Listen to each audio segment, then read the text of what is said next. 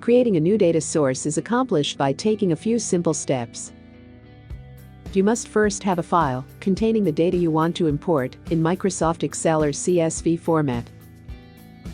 We enter the wizard function for creating a new data source by clicking the appropriate icon on the dashboard.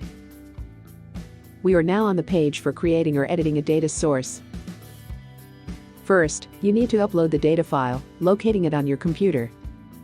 In this case, it is a CSV file containing statistical data. The system will automatically recognize the data format and will assign a name to the data source, deriving it from the file name. However, you can set your own name.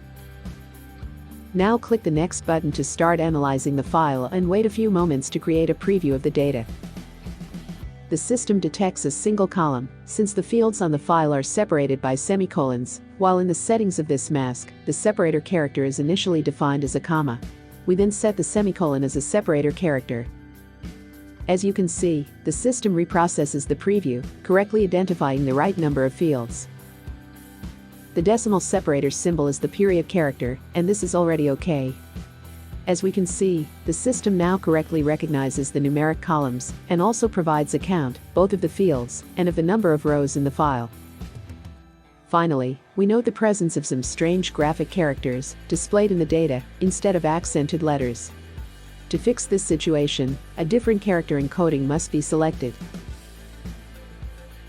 At this point, the file seems to be completely correctly interpreted. We just have to click the Next button and finish the process of creating the new data source. A final message will warn us that the data source has been correctly created, and that, among other things, it is now possible to use it as a starting point to define a new analysis.